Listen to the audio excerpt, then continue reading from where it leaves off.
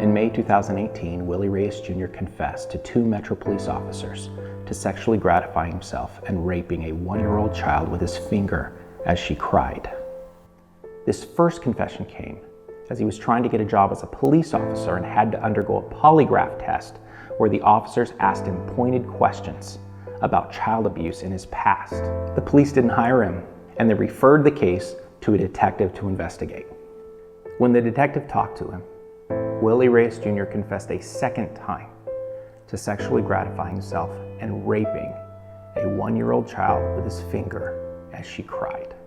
But Willie Reyes Jr. will never be prosecuted because he's protected by an 1832 law that protects child rapists as long as they're careful and they choose a victim that cannot speak or remember the assault. So what is corpus delicti? In 1832, it was common for men to brag about the people they had killed, and they made up many stories.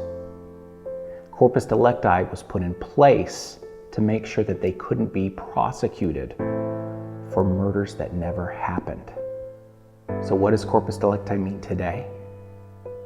It means that a child rapist, like Willie Reyes Jr., cannot be prosecuted because his victim cannot remember or testify of the assault. It doesn't have to be this way.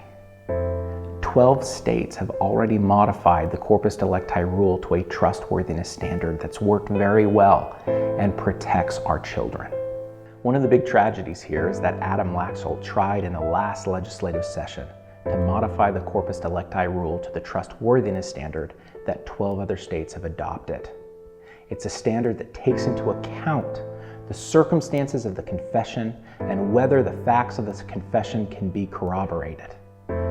That modification would have protected our children and would have made it so that there could be justice for the victim and family of Willie Reyes Jr.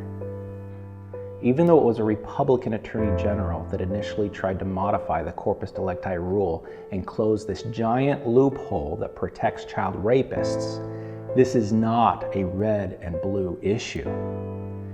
The states that have already modified the rule are Massachusetts, Texas, New York, Florida, Washington, Tennessee, Colorado, Pennsylvania, Oklahoma, Connecticut, and Arizona.